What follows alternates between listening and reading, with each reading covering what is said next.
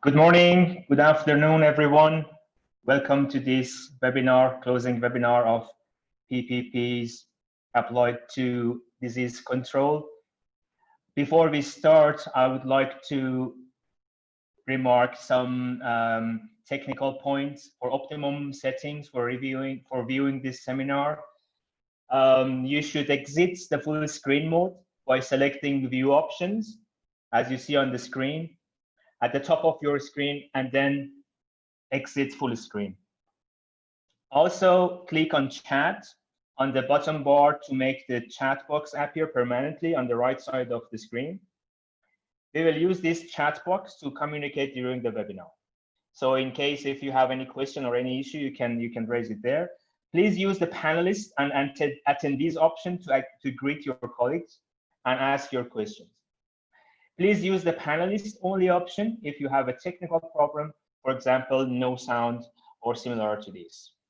Thanks very much for your attention to this, and I'll start the webinar. Welcome to the closing webinar of the virtual learning course. The title of our course was Applying Public-Private Partnerships in the Progressive Control of FMD and Similar Transboundary Animal Diseases. The theme of this particular closing webinar is next steps to build an enabling environment for PPPs. Next slide, I will describe the agenda of the webinar. After my short talk, you will have two presentations by two distinguished guests. First, Dr. Martin Blake, the president of the EuFMD, and then we will listen to opening remarks by Dr. Monique Eloit, the DG of the World Organization for Animal Health, OIE. After those two presentations, myself and my colleagues, Dr. Isabel Diuzelabay, Dr. Marisa Per, and Mrs. Nina Henning, will provide you an overview of the course, what was given during the course. And then immediately after that, we will have two PPP experts who are going to talk about their experiences and their knowledge on PPPs applied to disease control. The first guest will be Dr. Samuel Thevasagayam from Bill and Melinda Gates Foundation, and our second guest speaker will be Professor Andy Peters from University of Edinburgh. Immediately after that, we will have a panel discussion with those distinguished guests, except Dr. Martin Blake and Dr. Eloit, who are not present with us this morning. And then after that, we will have some closing remarks by myself, Dr. Diuzelabay, and Dr. Fabrizio Rosso from EuFMD. Next slide, please. So without any losing of time, I would like to ask Dr. Martin Blake, the president of the European Commission for the Control of Foot and Mouth Disease, to give their presentation.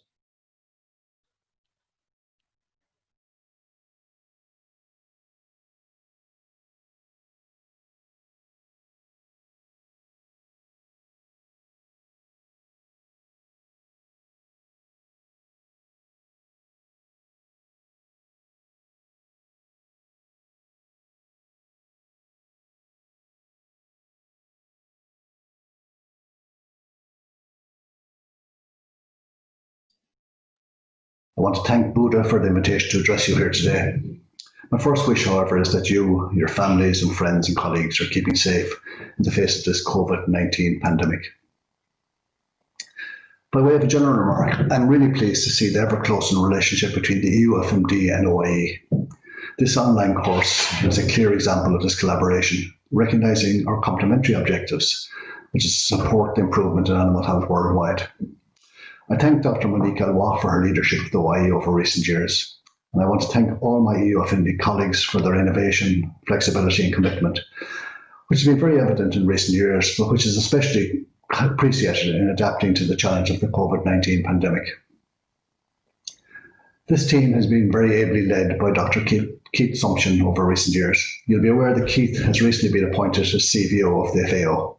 We wish Keith the very best of luck in his new role. So back to the specifics of today's task. Agriculture in general is a risky business, and no aspect of agriculture is more risky than livestock production. Every country faces animal health challenges and risks. The challenges may vary, however, no country is immune. Animal health is central to sustainable livestock production. So the challenges faced by veterinary services include dealing with endemic conditions that affect farm productivity every day, may impact on human health, and may impact on national economies. We also deal with the well-recognised exotic diseases, such as the FAST diseases that can ravage through an animal population, giving rise to severe economic losses.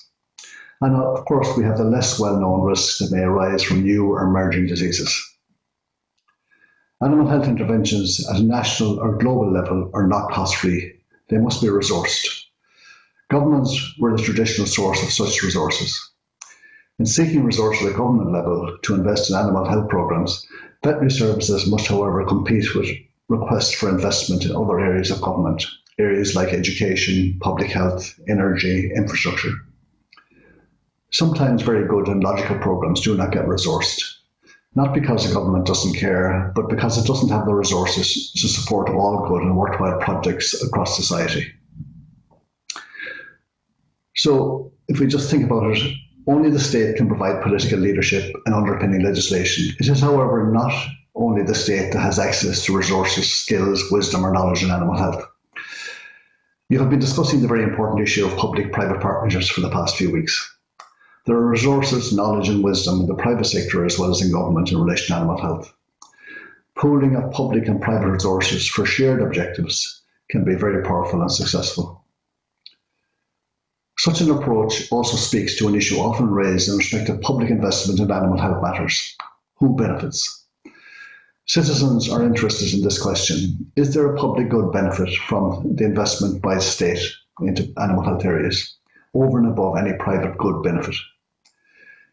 In looking at public-private partnerships, a big question is how to create an enabling environment. And I think this is the subject of this week's engagement of the course. The one thing I would say, you need to seek it out. It's unlikely to happen unless you ask for it and advocate for it. Essentially, this is a business proposal. So in thinking about this, my recommendation would be to stand back and take a dispassionate view. Start from the very beginning. So set it out clearly. Reflect on the likes of the following issues.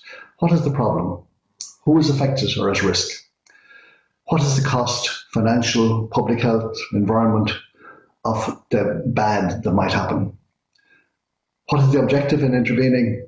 What is the balance between public and private good of an intervention? What are the options? Is there a specific remedy or does it require a number of different interventions? What resources are necessary, be that financial or other? Who has the expertise? Who has the resources? To start out on the public-private partnership journey for the first time, I think we're faced with a number of significant challenges, in particular the need to challenge the culture of the past, where government is seen as solely responsible for disease control. And also, if we look at some endemic issues, endemic disease issues, living with endemic or subclinical disease is normal. I mean, it's not normal, it doesn't have to be normal. So it's important to seek out, I think in addressing, looking at public-private partnerships, it's important to seek out a champion within the farming community, someone that will actually sort of go to bat on this. Bring in independent expertise, not just government saying so. I think it's also important to recognise the importance of including academia in looking at public-private partnerships. And then it's necessary to build a robust business case. Remember, public-private partnerships are business relationships and business proposals. It's important then to develop an advocacy strategy, identify potential partners, share a crystal clear objective. What constitutes success? Set out a bespoke narrative for each potential partner, what they should come on board, why they should come on board, to reflect their individual values, resources, vision, mission. What specifically can they bring? How can their contribution be recognised and acknowledged? Provide clarity on governance arrangements, provide clarity on communication strategy, set out a roadmap of the journey to success.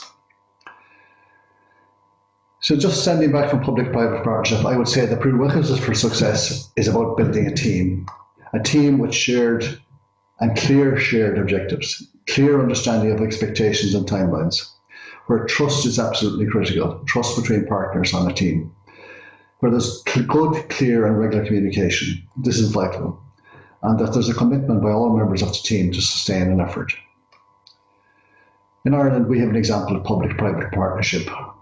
In our context, it's very much focused on endemic diseases. It's where industry and government have set up a not-for-profit organisation funded 50-50 by government and stakeholders to address endemic disease issues. It was quite clear that in relation to bovine viral diarrhea, it was costing farmers €102 million every year. There's an agreement now to actually eradicate BVD from the herd. But it's also looking at other health, mastitis controls. It's looking at Johne's disease. So it's about clear understanding of what and why. There's an agreed funding model. There's clear, agreed, robust governance arrangements, and there's clarity about decision-making and the decision-making process. So in conclusion, I would say public-private partnership, approaching public-private partnerships is important to provide. They provide great opportunities. There's an increasing necessity to explore these. It's not easy to set up, especially for the first time. I hope you'll benefit from this virtual learning series focused on public-private partnerships to address various aspects of dealing with fast diseases. I once again thank the course leaders for bringing all this together. I trust you will have another informative session this week. Keep safe and thanks.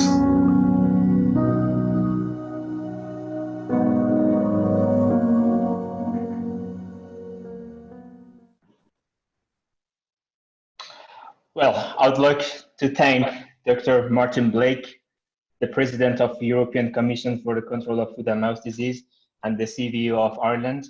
Very interesting remarks. I would also like to indicate that we have now 118 attendees in this webinar. Thanks very much for your time and attention to this closing webinar of this course.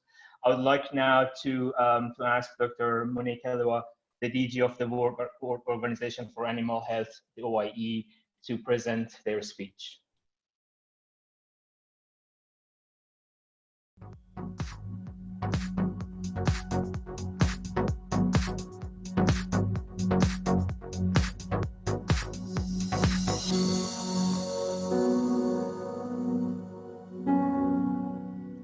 Dear participants, I'm very pleased to be given the opportunity to participate in this closing webinar, while so many participants, including from the private sector, are following this course on the role of public-private partnership in the control of transboundary animal disease.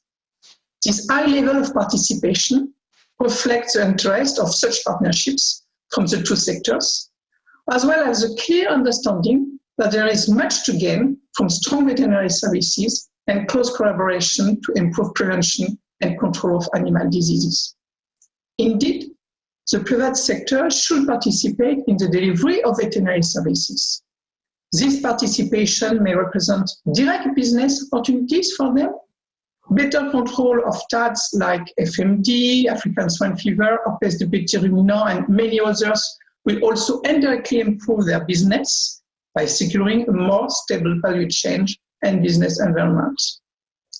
Thus, participation and accountability of both public and private sectors in veterinary services ensure better quality and more efficient and sustainable services to end users, namely livestock producers, and then the consumers. In the last few years, the OIE has been very active to promote the benefits of PPP and has disseminated best practices based on the successful field experiences from its members. But there is much more potential to do more in many areas.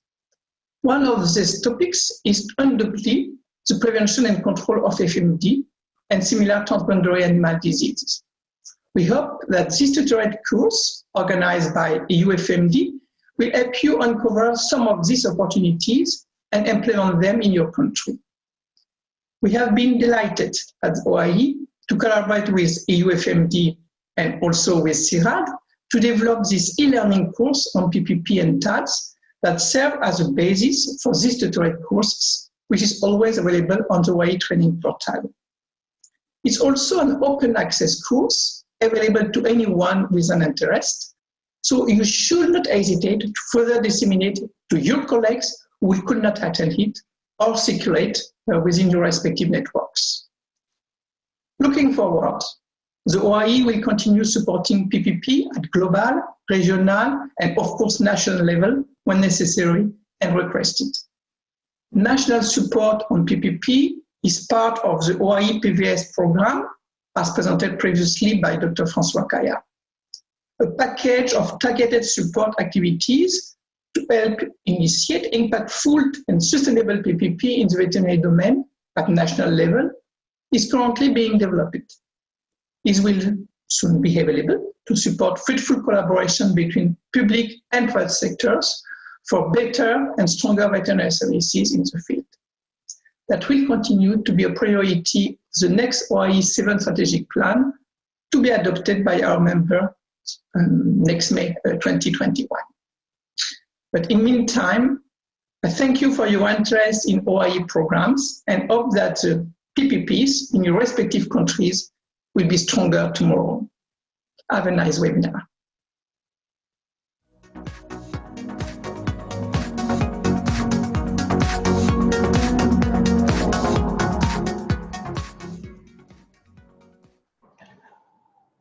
Thank you so much. I would like to express my thanks and appreciation to Dr. Eloit, the DG of the OIE, for presenting this closing webinar of the APPP-FAST course.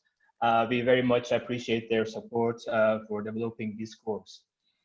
So in the next section, I'm going to give you an overview of the course together with my colleagues, Dr. Isabelle Diuzi-Labai from the OIE, Dr. Marisa Pear from CIRAD, and Ms. Nina Hennings from GALVmed. To start with, I should say during this e-learning course, we had 225 participants from 29 countries. And these countries were from European neighboring countries, Eastern African countries who participated in this course. The course was an online interactive course, consists of an online interactive content which had three main parts. The first part was focused on exploring opportunities for PPPs in different countries. The second part was building business cases for the PPPs, and the last one was evaluating those business cases of PPPs based on a method developed by our colleagues in CIRAD, which Dr. Pear will be speaking about shortly, and that was called integrated evaluation. In addition to that, we had extra material such as doing assignments, and I'll give you a flavor in the next two slides. Also live webinars such as this one. We had in total 3 webinars, and discussion forum. We invited 4 PPP experts in veterinary domain to provide us the main questions that will stimulate the thinking process between ourselves to answer those questions and see what is needed to be done in order to establish and sustain PPPs in this area. Also, we had recorded presentations by a number of experts in this field. These materials are already available on our platform and is accessible for the course participants. In the next slide, I will give you an example of the outputs generated. For example, in this first assignment, we asked participants to share experiences and examples of PPPs that they are familiar with. We received 41 comprehensive entries on that from a wide range of countries. That was quite an impressive observation, and all these information is obviously kept with us, and we can get back to them later in order to follow these up. And the bottom of this screen, you see an example from Zambia, and there are all the elements that was needed for describing these PPPs was comprehensively mentioned. In the next slide, I'm going to talk about an example of assessing needs and mapping stakeholders that we ask the participant to do, and also are identifying opportunities for PPPs. We used an online interactive tool called Padlet, And we asked participants to work with each other, both public and private sector of each country, to fill in these spaces. Most countries submitted interesting and informative information. I have chosen one example in the next slide from South Africa that you will see. For example, here we ask countries, what is the current role in fast disease control in terms of who is taking the most control of the problem? And you see a range of answers here, starting from the left-hand side, a fully private sector control, which you see there is no entry for example, for South Africa. And then you have, you go gradually to the right-hand side, you have a full public sector control of certain activities of controlling diseases. So all those entries contain these very, very useful information and observation, which we hope helps countries to progress with their PPPs. In the next slide, you will see stakeholder mapping, again from South Africa, which is really an interesting case and observation. And these stakeholder mapping exercise is very very essential for starting and planning for PPPs. For participants who have done the course, they are very much familiar with this concept of stakeholder mapping, because we need to engage with all the stakeholders in order to have their opinions and objectives in the establishing of PPPs. In the next slide, we basically ask the participants to identify gaps in private sector provision as well as in public sector provision, because once we identify these gaps, we can make a bridge and basically try to fill in those gaps by establishing PPPs. Also, in the right-hand side of this slide, you see the factors currently supportive of PPPs were identified and posted on this platform, and also factors that should be improved in order to create that enabling environment was discussed. So a range of activities, a range of different assignments were performed.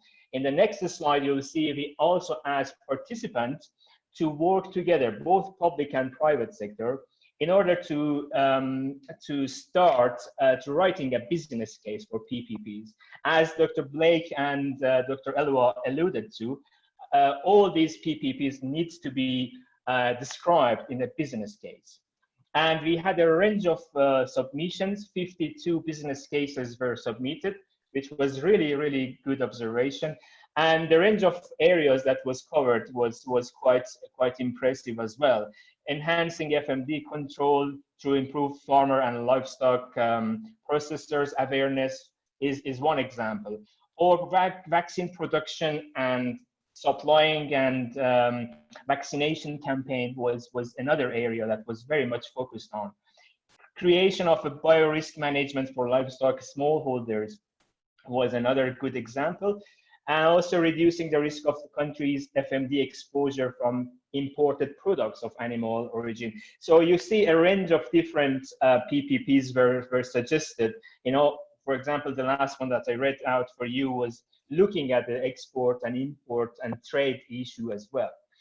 So in the next slide, I will introduce my colleague, Dr. Marisa Pear, who is going to talk about the content of the course, which was focused on evaluation of PPPs. We asked each pair of countries to evaluate the other countries' business cases. So I'll ask Dr. Pear to present her slide on this aspect. Please, floor is yours. Yes, thank you very much, Buddha. Well, I'm very pleased to be here with all of you. So 150 participants now to this closing webinar to discuss a little bit what was overviewed during the course, especially on integrated evaluation of PPPs. Next slide. So the course was really about looking at the main important aspects of why we actually need PPPs. And the first one regarding evaluation was about why do we need to evaluate PPPs? So it is very important because this is a way to ensure their quality and their ability to delivering outcomes. And it's also very important to identify points for improvement and also to favor trust and good collaboration between partners. And also what is a main important thing in evaluation is about enabling reflection and promoting changes for improvement. And we will see that this will be important when talking about the assignments that the participant went through during the course. So the second main learning objective was about how to do that, how to be able to evaluate PPPs, which tools. So what is very important and what was learned during this course is that PPP is a mean, it's not an end, it's a mean. So evaluating PPP is really about assessing the added value of the partnership to be able to reach the initiative objectives. And to be able to do so, there is a different set of methods that could be used, which depend on the objective of the evaluation itself. And for example, it could be comparing the situation before and after implementation of PPP. Another important aspect of that is that the evaluation can be initiated by any type of partners and could also involve external third party, which means that it can be done either for internal purposes or external purposes. And if doing an external evaluation, you could ensure validity and trust in order to be able to gain certification, for example. So the aim of this course was really to, and is really to promote best practices of PPP by emphasizing the needs for trust and collaboration between partners that could be better achieved if the public and private partners are both involved in the evaluation process itself. So the course is trying to promote participatory evaluation methods, which means that involving all the partners and especially representative from both sectors to identify strengths, weaknesses, and to promote solutions for improvement. Another aspect of the course was about looking at a specific tool that we have been working on as part of the OIE PPP Progress project to be able to assess the quality of the PPP process. That tool looks at the operationality of the PPP, its relevance, its acceptability, inclusiveness, so are all the partners represented, its adaptability and its stability over time. Next slide. So the participants were asked to use this preliminary version of the tool. It's not fully developed yet, but they were asked within an assignment to use this tool to be able to evaluate a business case developed within the course by another participant. And it was very interesting because additional lessons were learned from this work. And especially the fact that evaluation is quite complex to implement and does require some specific competencies. And this was addressing the question from the participant on how to ensure good and objective evaluation outcomes. Another aspect which arose from that was about, as I mentioned already, that engaging both private and public partners is a key for success in the evaluation itself. And whatever type of evaluation is done, internal versus external, it's always best to do it in a participatory way. And last but not least, and I've mentioned it already, PPP is a mean, not an end, so we only need to evaluate the added value of the partnership in helping to reach the objective, and that also brings on more complexity that was highlighted by the participants. So thank you very much for listening to this part on integrated evaluation, and I will leave the floor to my colleague Isabelle Dieuzy-Labaille. Thank you very much. Next slide. Merci Marisa. Good day to all. Bonjour à tous. I'm very happy to meet you all. In fact, I've read some of your business cases. I've been interacting with some of you in the previous webinars. I've been chatting with some of you on the forum of this course. So I feel that I've met most of you already, but this is great to be able to be here and in the conclusive part of this webinar. In fact, I'll start with what Marisa just said, which is PPP is really a mean to an end. And I'm going to emphasize on the fact that the objective really here, and this is illustrated on this slide, which is the only slide I'll present, is the performance of the veterinary services, which we call at the OIE PVS. It's part of the PVS program, which is a flagship program of the OIE, which is really aiming at helping countries reinforce the veterinary services. And this is veterinary services in the broad sense, ranging from disease surveillance, control, meat inspection, and all the different aspects which are beneficial to the public and also the private sector, because it generates business opportunities for the private sector. So I'm here really to tell you about the role of the OIE. You know about the role we've had in this effort up to now, which was to survey our country for success stories, draw a typology of PPP to illustrate the wide range of potential PPPs in the veterinary domain. We've also produced guidelines in the form of the OIE PPP handbook.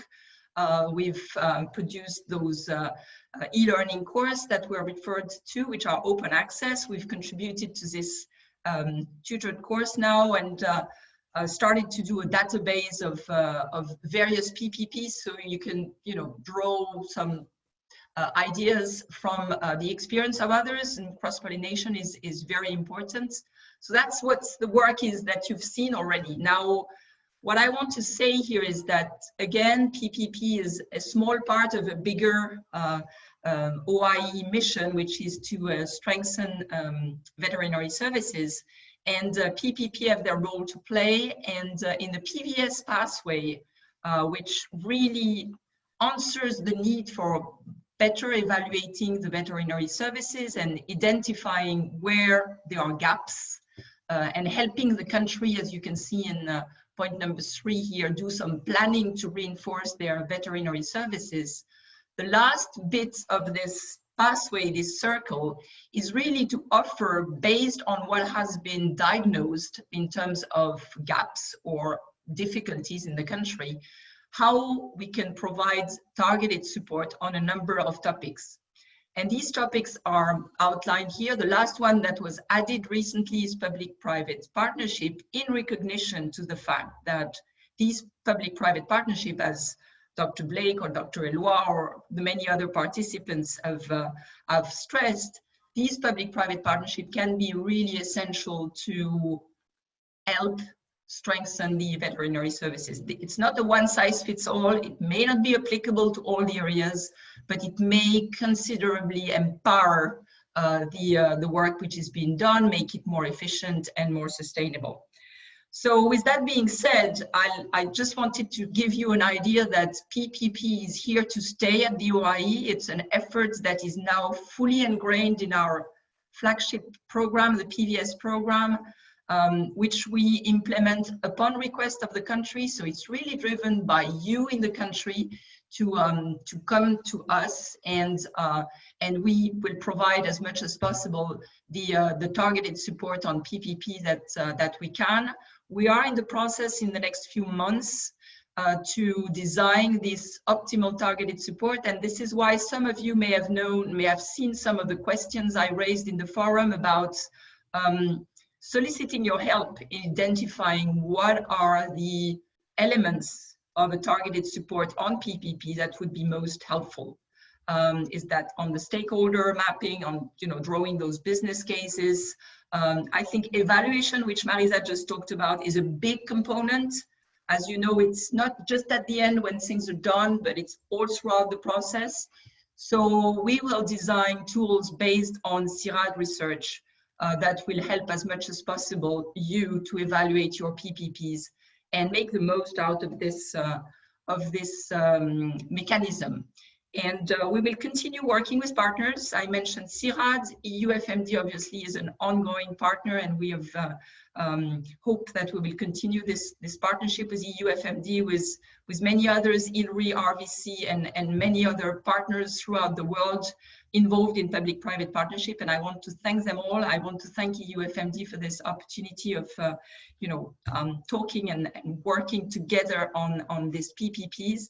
And really, we are at your disposal to hear about your ideas and suggestions on how we can make the most of this effort and help you in the field do successful PPPs. So happy to continue working with you. One of the partners that we've recently been working on is GALVmed in the context of their AgResult FMD project, and I want to now turn it to my colleague Nina, who is going to explain to you how they are going to take these PPP guidelines and efforts to make it as useful as possible in the region and area that she will explain you about. So Nina, up to you, and next slide, please. Merci.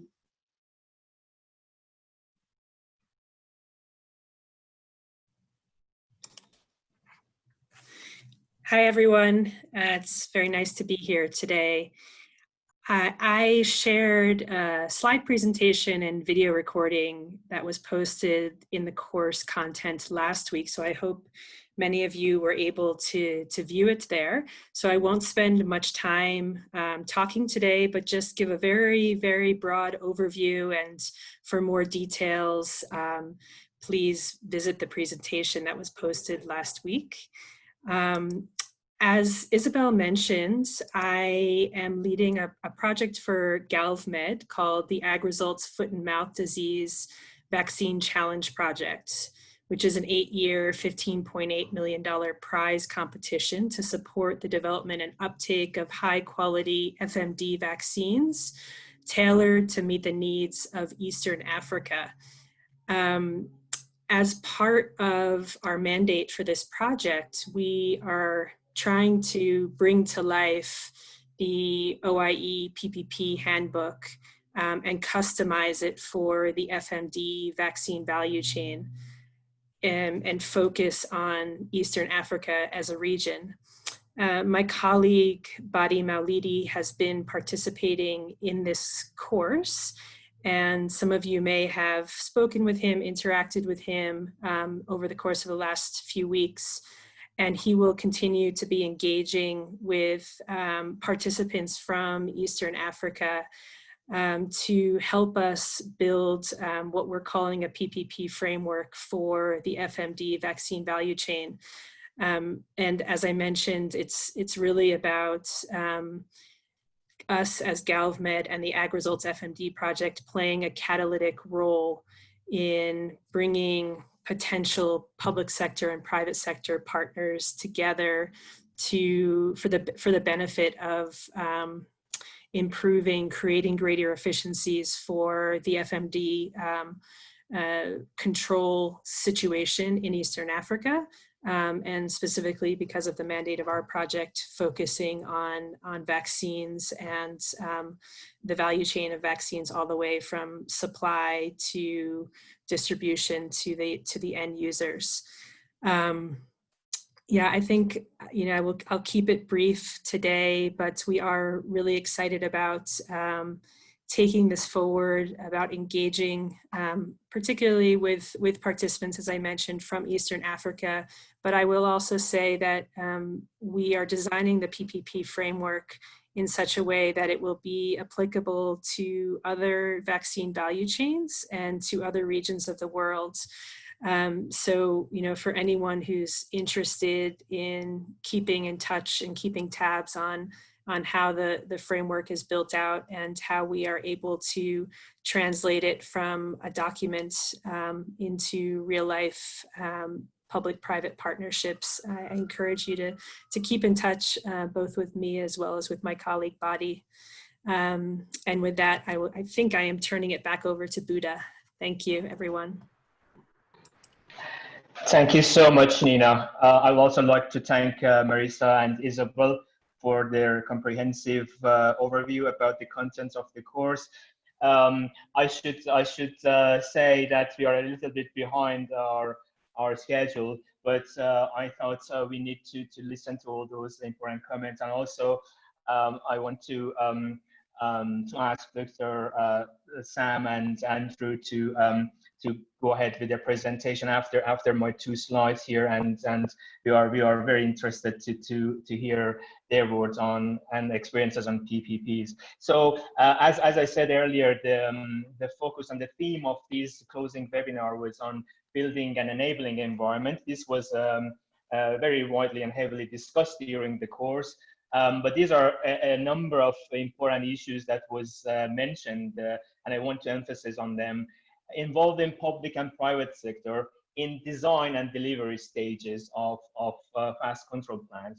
I think that was quite an important issue, that both the public and private sector needs to be involved right from the beginning, which we are designing the control plan and the strategies, and into delivering and also sustainability of the plans.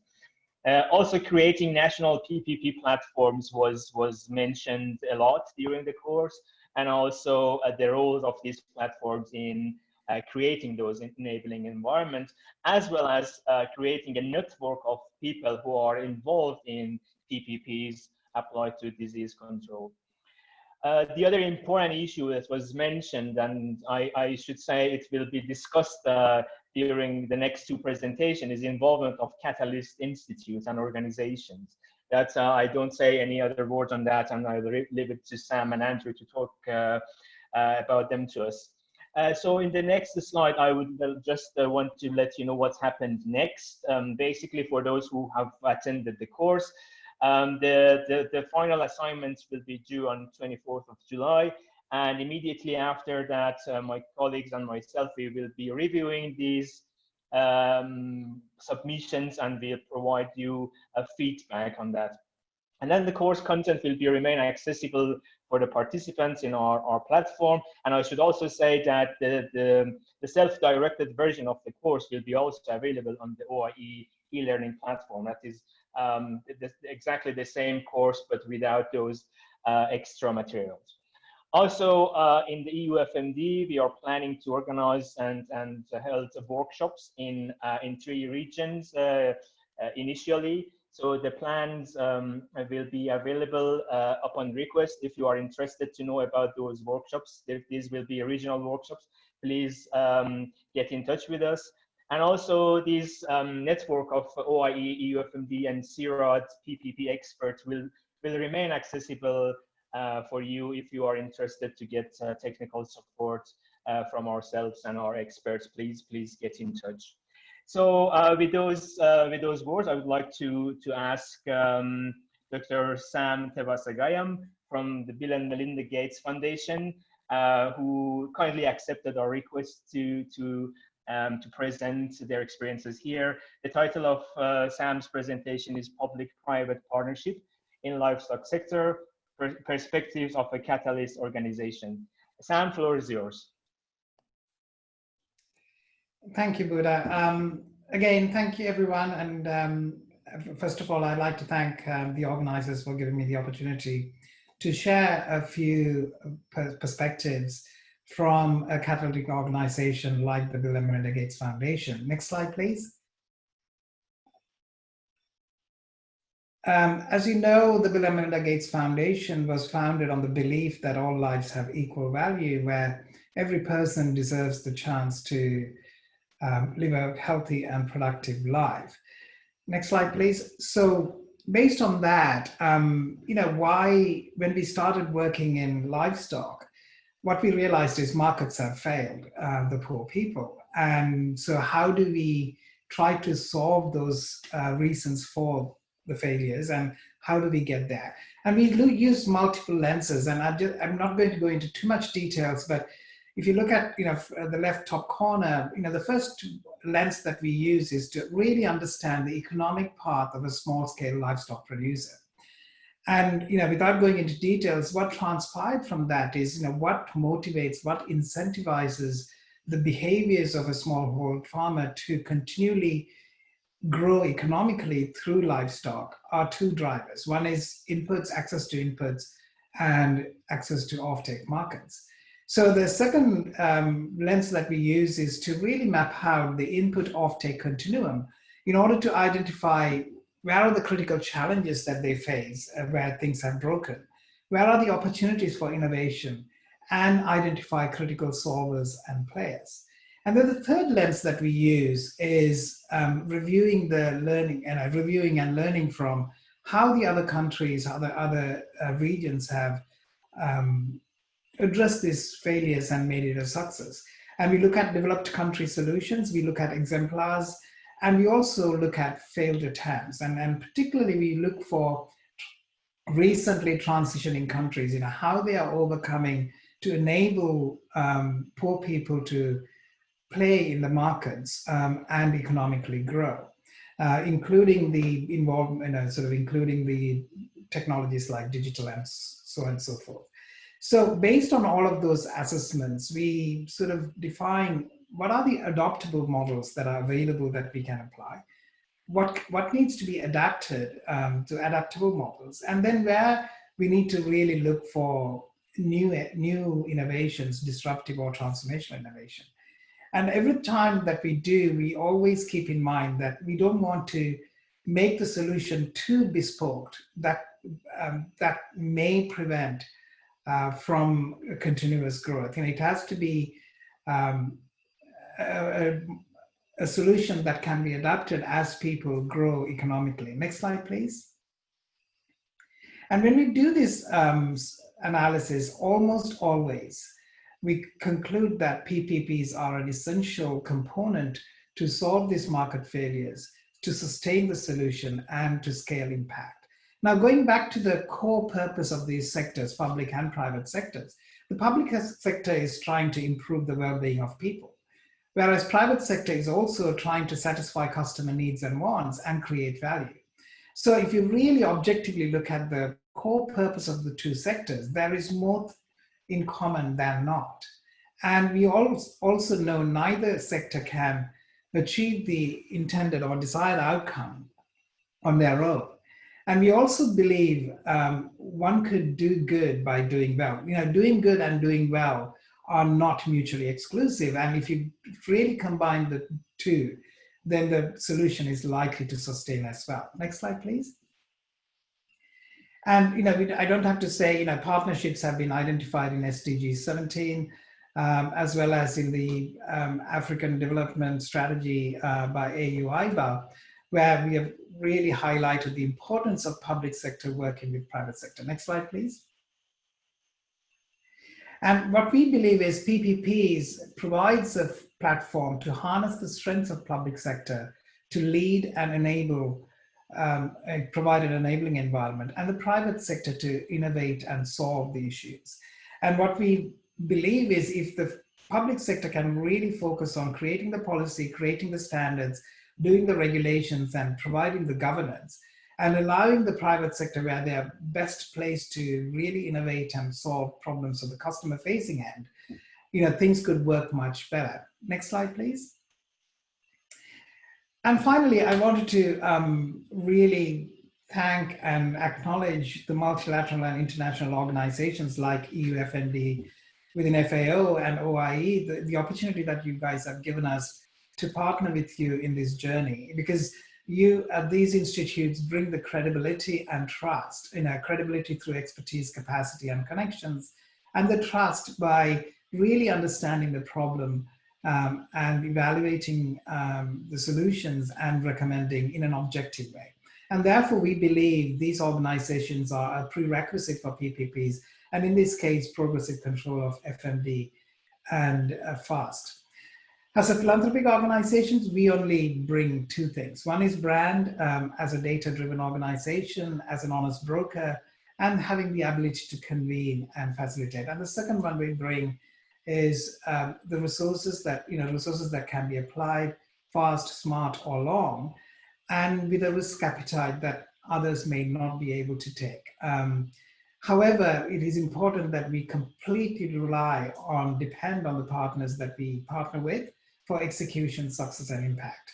And therefore, we really acknowledge and recognize and thank OIE and EuFMD FAO in allowing us to partner in this journey. Thank you.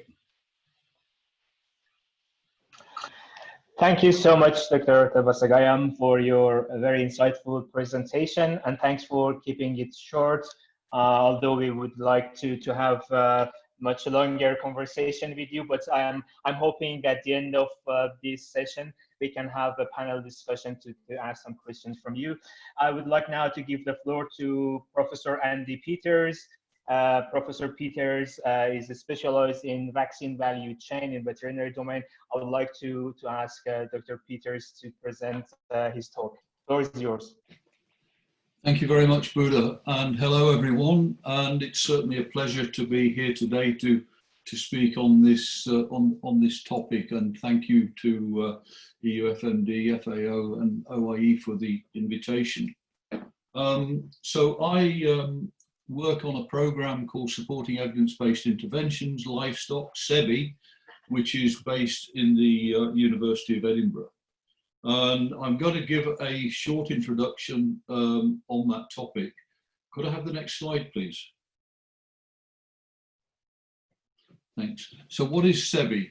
It was established in 2016 to improve the availability of high quality data systems on LMIC, livestock health and productivity, and also funded by Bill and Melinda Gates Foundation. And our activities include the collection, analysis and visualization of data on disease and productivity, development of analytical methods, monitoring of selected Gates Foundation livestock grants for their outputs and indicators of their performance. And fourthly, we do a certain amount of work on disease interventions and also assessments of new technologies. Next slide, please.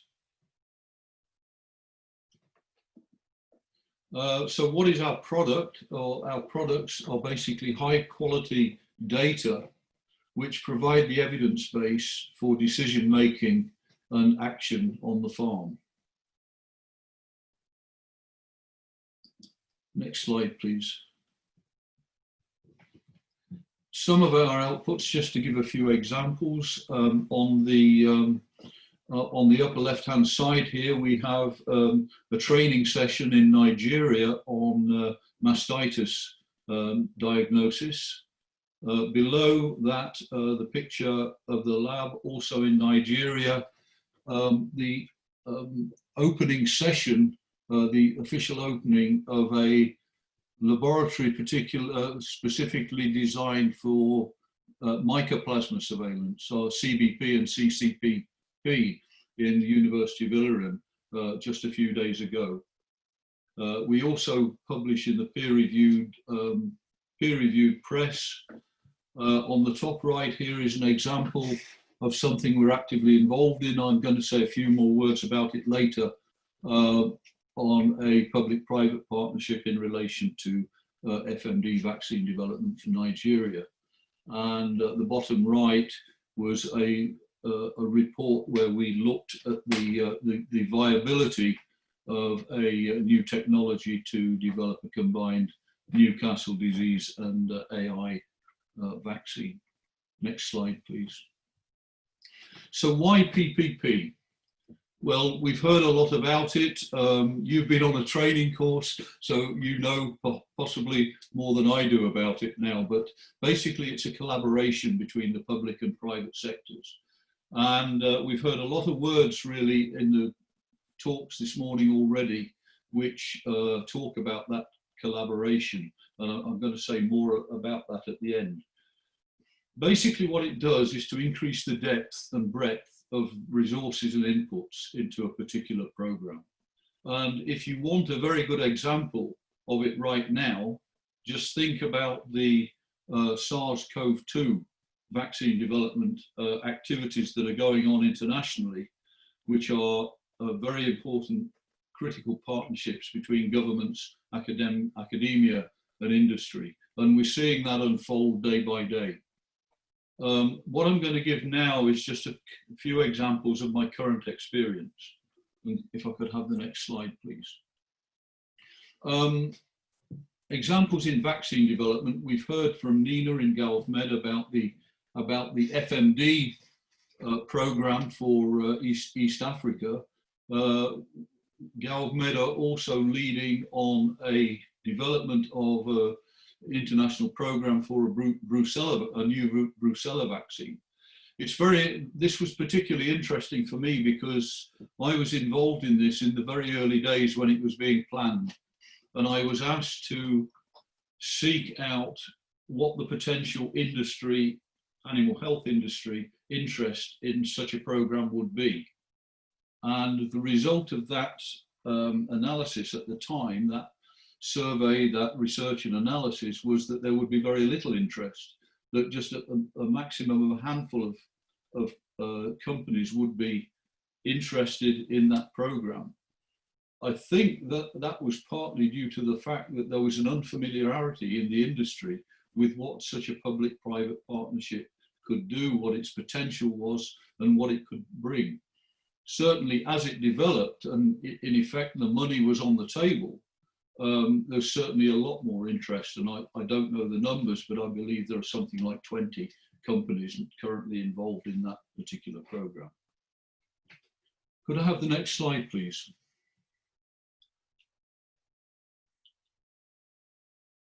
I wanted to just mention another example that we are currently involved in SEBI.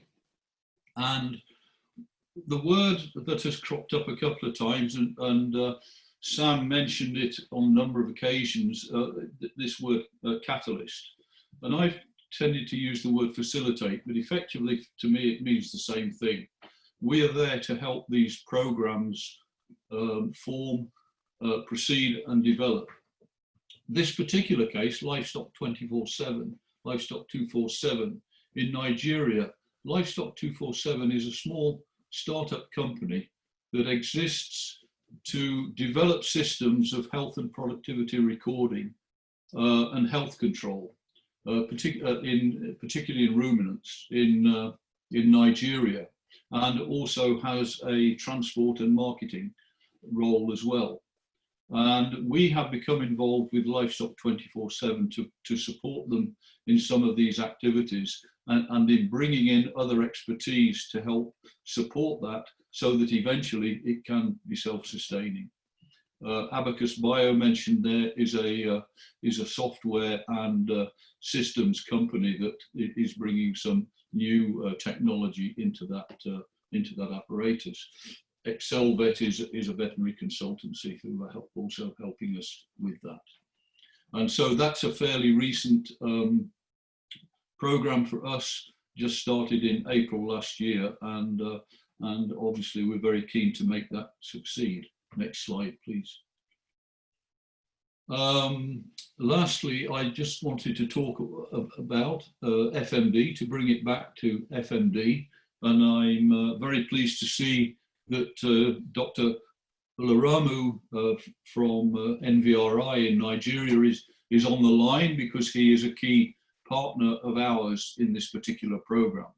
And the aim here is to develop a quadrivalent FMD vaccine for Nigeria and potentially for other countries in West Africa. As far as the public sector is concerned, it's the National Veterinary Research Institute, NVRI, in VOM. Privately, we have an African veterinary vaccine manufacturing company involved. For confidentiality reasons, I can't give the identity at the moment. And then we're there as the facilitator or catalyst, if you like. And we also bring in other consultants to help with that process. So the way this is going to work is that the company, the manufacturers, will produce the antigens. The antigens in bulk will be shipped to NVRI for formulation and finishing. And that has just been signed. That agreement has just been signed, as you saw in the previous slide. And again, we're very excited about this development and very keen to make it progress and succeed. Next slide, please. I just wanted to finish off by, and this is a very personal view actually, by conducting a SWOT analysis of PPPs. And you'll see there on the top line, I've actually emphasized the word partnership. And if of the three P's, for me, that's the key one. First of all, the strengths, and we've heard a lot about the strengths really in the presentations this morning. What we're doing, and this is a very simplistic view, obviously, because of time, but we're bringing in the expertise of both the public sector and the private sector, and we're bringing in the resources of both. the public sector is in a way subsidizing the private, but that is only one part of the dynamic really. What the private brings for me very often, particularly if we're talking about organized industry, they bring a single-minded focused discipline, where that may not be all that prevalent in the public sector or in the academic sector, for example. There are both public and private sector objectives, and managed appropriately, obviously that's a very good thing. And the public good here is a major consideration. But what's the other side of the coin? What are the weaknesses of that arrangement? Well, it needs seamless cooperation to succeed. And I've heard the words this morning, particularly from Dr. Blake, talking about complementary activities, teams, trust, collaboration, added value, also business relationship, and all of those things are vitally important to this. Another weakness, because of the different parties involved, it can seem at times to be very bureaucratic and sometimes frustratingly slow for the private sector. And in my own way, my slightly cynical view is that in these relationships, you have actually more egos to satisfy. As far as opportunities go, so we can actually do things where neither public or private can succeed alone. And just very simplistically, I've said there's a potential synergy here where 1 + 1 = 3. What I'm saying is that potentially the whole is more than the sum of its parts. So we can bring more resource, we can bring more brain power, and effectively make what is otherwise impossible possible. And also joint pilot funding can be brought in to kickstart a particular program, and that can often be enough to create that sustainability, to de-risk the program at the beginning, the project at the beginning, and that may be enough for that sustainability. So the threats, and I'm sorry, I'm going to finish on a somewhat negative note, and perhaps that's not a good thing to do, but the problem is that very often the different parties involved, the different partners involved, have somewhat different objectives, and that has to be transparent, really. So there has to be this good communication and cooperation. And egos, I've already indicated, and hidden agendas can get in the way, which can lead to dysfunctionality and then a failure. And Sam talked about the market failures, the failure of sustainability. So I'm sorry to leave it on that note. I want you to concentrate on the strengths and the opportunities, but avoiding the weaknesses and threats. Thank you very much. Thanks very much, Professor Peters. That was very insightful, especially the SWOT analysis you presented was very interesting. I personally really learned from it. Also, thank you, Sam, for your presentation. So apologies for slightly behind the schedule, but as I said, we really wanted to have our distinguished guest speakers' view on the PPPs. So immediately we are going to the panel discussion now. I'd like to ask Dr. Sam Thevasagayam, Professor Andy Peters, Dr. Isabel Diuzi-Labai, Dr. Marisa Pear, and Ms. Nina Henning to be with us in the panel. And I'm going to ask all the participants, please post any questions you may have in the chat box, and we try to read out to the panelists in order to have their views on that. Let me start with a question we have already received. Who should initiate PPP, and also what is the national PPP platform? I would like to ask Isabel first to comment on that, and once we hear from Isabel, I would like to ask Sam to present his views on that question. So the question is, who should initiate PPP, and what is the national PPP platform? Merci, Buddha. Thank you. Good question. And really, depending on where you sit, you may have a point of view that most often it will be the public sector, or alternatively, it will be the private sector. In fact, out of the close to 100 success stories we collected during the OIE survey a couple of years ago, it was about equal. There was as many success stories reported, initiated by public as was initiated by private. And from the private sector perspective, and taking some of the elements that Andy just described in his SWOT analysis, I think there are evident benefits that would motivate the initiation, even though the private sector will probably think that, hey, it's going to slow me down, maybe a little bureaucratic, I may have to face some delays versus my plans for my business, but veterinary services of a good quality may be essential to my business, and I need to reach out and make sure that I collaborate to improve the situation if that's needed.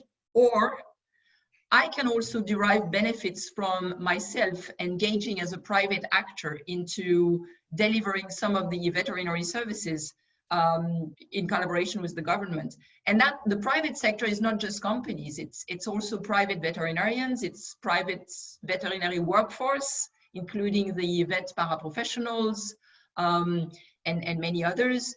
It can be producer associations as well. It's that, you know, a group of producers being represented by their association can reach out to the government and say, hey, you know, to be able to export, for example, our cattle or our products, we need to collaborate on extending the best services to be able to trade properly. And of course, it can be companies, from startup companies, small and medium enterprise, to large corporation. So there is a wide range of potential actors there, and they can initiate the PPP based on what they can derive from it as much as the public sector. And just I'll take one other question I saw in the chat box about what is the national PPP platform? In fact, it's as simple as a meeting or, you know, gathering of a group of public and private individuals who are going at some point to decide that they need to think together about how services, improved services, more sustainable services in the veterinary domain could help them, and how they can collaborate to do that. And it can be like was described by Dr. Blake, the PPP in Ireland, I think he was referring to, is called Animal Health Ireland. There is an equivalent platform in Australia, Animal Health Australia. And these are regular meetings and interactions between public and private sector to identify where they need to collaborate and how to do it most efficiently. Over. Thank you so much, Isabel. I would like to ask Sam the same question. Who should start, in your view, Sam, the PPPs, and what's the role of a national PPP platform if established in countries? Thank you. And you know, I have to repeat what Isabel said. You know, it depends. Unfortunately, that's the thing. And from a foundation perspective, we are very agnostic about where it starts. But you know, in terms of what I've observed is when private sector starts, it's, you know, they are trying to be as efficient as possible, and therefore it can be much more narrowly focused. You know, they are trying to unblock something or remove the barrier that they are facing that requires public sector's support to get it done. So they are narrowly focused, but it's very effective and efficient in getting things done. But where we would like to do is, and hence our, you know, sort of partnership with the FAOs, the EuFMD, the OIEs, is to get the governments to start, the public sector to start. You know, what are the bigger problems that they are trying to solve, and how can they bring the best of both sectors together to solve it? And if we can increasingly do that, I think we can go faster. That's my personal opinion, and the observation, because, you know, depending on where it starts, the scope and the scale are different. But again, I want to acknowledge Andy's point about his SWOT analysis. You know, it becomes too bureaucratic. So, you know, it is sort of right sizing. It's very important as well. It's easier said than done. Right, thank you so much, Sam. We are receiving so many good questions. I'd like to read out one of these, particularly to Marisa and Nina. How to measure both parties, meaning public and private sectors, satisfactions. How we are going to see if they are satisfied with these partnerships, and how this evaluation work. If you answer short, I'll be very grateful to you. Marisa, maybe you start. Yes, thank you very much. It's a very important question, and this is linked to how to measure trust. So there is tools that exist out there, and we have worked on this and developed some as well to measure the acceptability. So basically, it's looking at a different aspect of PPP and having a semi-structured discussion with the people to be able to assess the different level of acceptability, and that includes the satisfaction. And basically, this the way to measure the satisfaction is by using participatory approaches. So you do need to discuss with the people and to review the different aspects of the PPP to be able to assess that. So there is methods to measure in a very rigorous and scientific way qualitative information such as people satisfaction.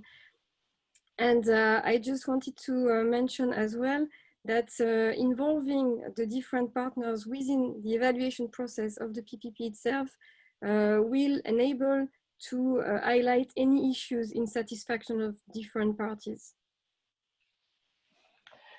Thank you so much, Marisa. I'd like to ask Nina, do you have any views on that? How to measure, in particular in the context of your own project at the moment? Is there any plan that you have in mind or written about how to measure the both parties' satisfaction? Yeah, thanks, Buddha. We've had a little bit of discussion with Isabel about this. As I believe I mentioned in my short talk earlier, we are in just the planning stages for our PPP framework. So I think we will rely on the experts at CIRAD to help with thinking through, how we would think about evaluating the success of the PPPs, and hopefully be able to do that through partnership, and have that be part of the overall plan for the work that we do in Eastern Africa. But at this time, we haven't gotten into that level of detail. Right. Thank you so much, Nina. As I say, the number of questions are increasing, and a very, very interesting question. In fact, we try to keep these questions and save them and take them to the platform of the course in order for you to see afterwards. But there is a question to Andrew now here. Andrew, how to deal with threats, how to mitigate the risk on different objectives, this functionality and collaboration issues and failure of sustainability. Can you comment on that, please? Thank you for the question. I guess I raised those issues because they are probably some very common. They quite commonly arise in these partnerships, but equally they're quite difficult to deal with.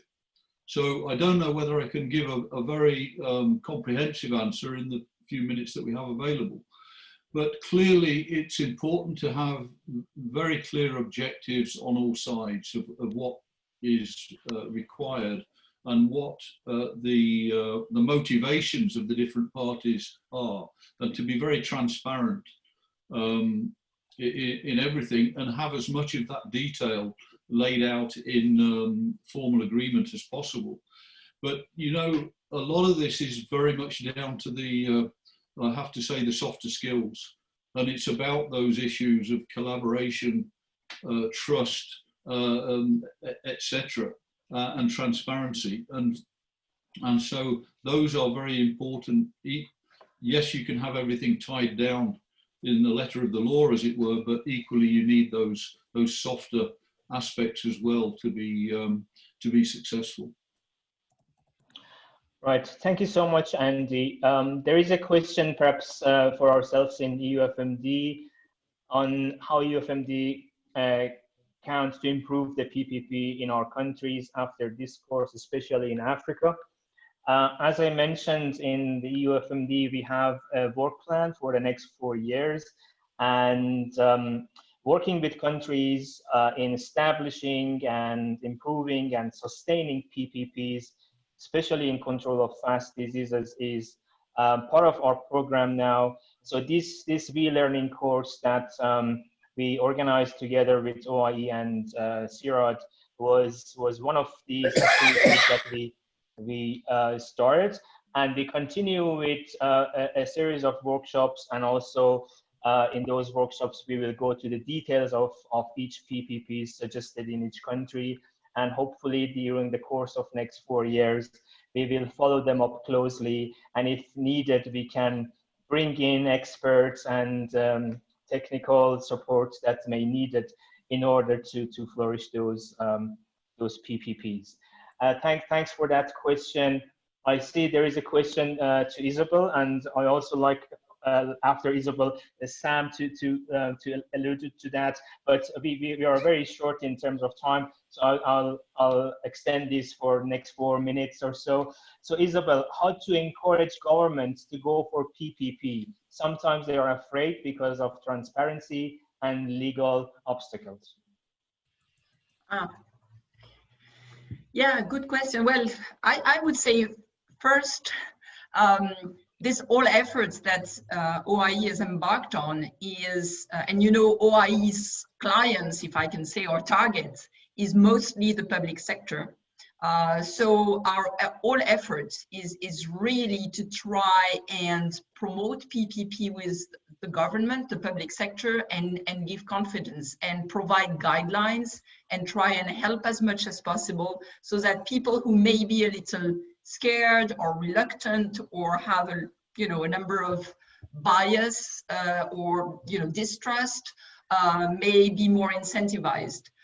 Trust is the common word, and it came over and over and over again in the workshop we organized in the last part of 2019. OIE organized 4 workshops in Africa and Asia with some of the people sitting around this table, and I can tell you, trust is the word. Resolving some of these trust and reluctance issues start by doing what we did during the workshops, or what you are doing during the course, is sitting around the same table or the same Padlet in the case of the course, and working out some of these issues together. Now, in terms of legislation and the surrounding environment or enabling environment to promote or to make these PPPs more trustworthy for everybody, I think, yes, there are some legislative elements, but we've seen many success stories of PPPs where the legislative environment is not necessarily perfect. And the message is, don't wait for the situation to be perfect to engage into PPP. I think there are a lot of things that can be done as secondary legislations, like we've seen in countries like Kenya recently, with some resolutions with regard to the public and private engagement on vaccinations. So there are many things that can be done, to improve the enabling environment, like secondary legislation and like contracts being between parties, between the public and private parties, if they are thought well through, should be able to clarify some of the circumstances under which the partnership will evolve. But I would say, first and foremost, trust is important, and building trust is by meeting people and working together on solving the issues. And again, from the experience I've seen in the workshops and the experience I've seen in this course, I think working together on defining the gaps in the veterinary services and where the collaboration may be most useful, and how to design the collaboration, and is really where it starts. And project management 101 is then the best way to continue delivering and surmounting all these trust issues. Over. Thank you so much, Isabel. Very insightful. We have a very short time, Sam. I would like to ask the Catalyst organization's perspective about the same question about transparency and legal issues that may exist in many countries. Could you please elaborate on that a bit? Yeah, thank you. It's a really good question, and sometimes the struggle to answer. But what I would encourage is, PPPs, although we may not have called that, have been there for decades. If you take animal health in Europe, for example, there isn't a single, to my knowledge, a nationally funded vaccine manufacturing plant in Europe, the whole of Europe, because it has been transferred, the trust has been built, the contractual agreements have been done. If there's a foot and mouth outbreak, there are contracts that will kick in to solve that problem.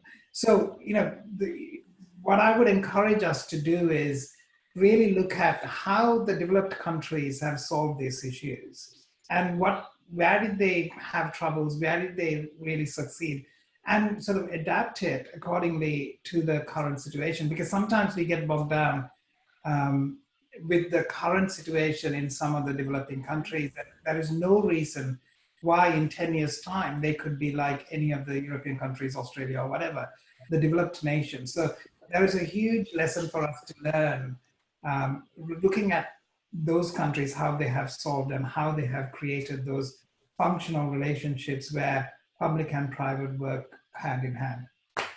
Thank you. Thank you so much. Thank you so much, Sam. And I would like to thank all the panelists for their comments, and also thank you, the participants. I see very many distinguished participants, all of you actually, and express your questions. Thanks a lot. And apologies that we cannot go through all the questions in this short time. I'd like to continue to the presentations, and basically by providing a quick feedback and acknowledgement and the closing remarks by Dr. Fabrizio Rosso. So in the next slide, I'll say something about the certificate. You will get your certificate. Well, sorry, it's a feedback now. Okay, let's go for a feedback. Apologies for that. So on your screen, you have two questions now. If you have attended the course, could you answer these two questions? Did you find the course useful? And the second one, would you like to attend follow-up training on APPP-FAST?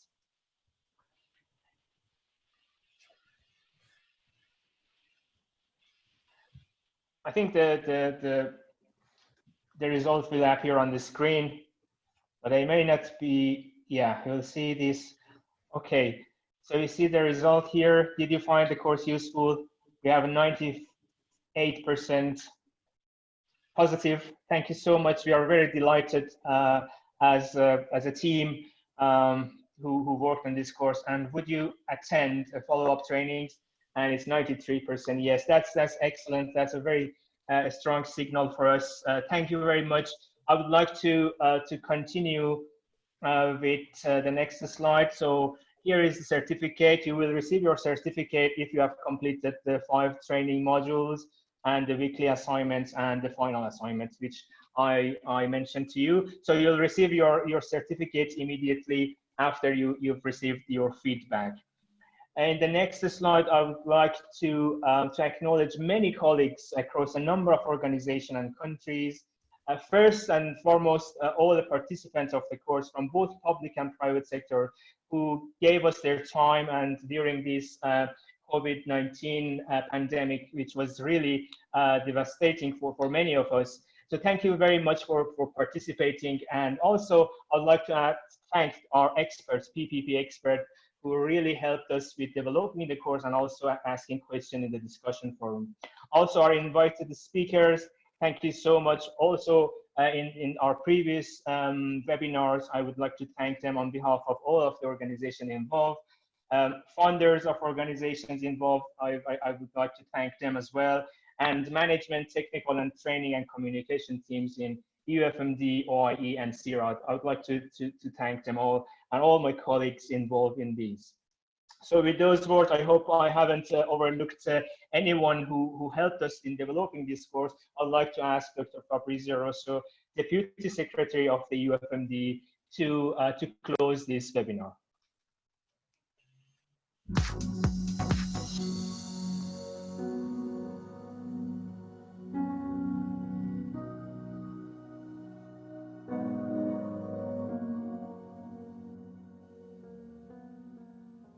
Good morning or good afternoon, everyone. I am Fabrizio Rosso, Lead Technical Officer of the new EuFMD work plan, which is aimed at building on good principles for FMD control and extending them to other transboundary animal diseases similar in nature to FMD. The collaboration between public and private sectors is considered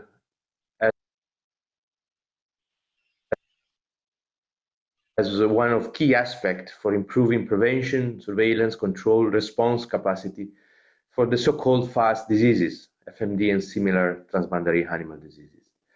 And the EuFMD work plan is therefore also focused on building enabling environments able to create new PPPs.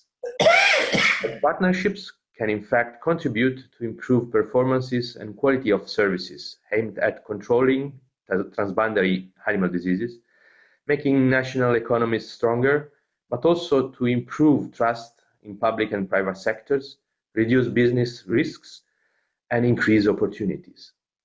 And we hope that the course contributed in improving the network between public and private sectors, sharing experiences, discussing benefits and impacts of PPP initiatives, and developing new ideas for public-private partnerships applied to the control of FAST diseases. I would like to thank the OIE for the great collaboration in the development of the course, Buddha, Isabel, Marisa from CIRAD, and all EuFMD and OIE colleagues who have assisted the good delivery of the course. To follow up on this, the EuFMD is planning activities at regional level, starting from the European neighborhood, for further discussing and promoting the application of the good principles of building partnerships that you have discussed during the course. Thanks to all of you for having attended the course and participated to this webinar.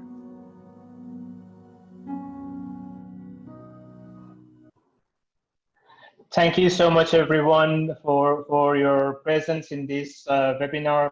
That is the closing bit of this webinar. You can follow us on our social media accounts. And may I ask you to open your cameras in case it's possible. To my colleagues, take some photos, a group photo, I would say. And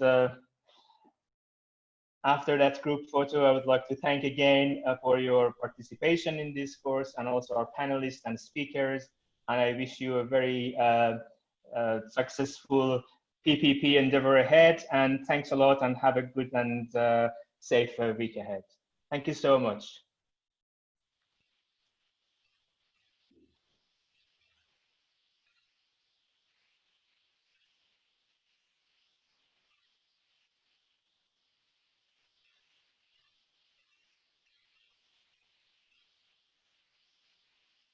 Okay, I think that was it. Thank you so much. Have a good day.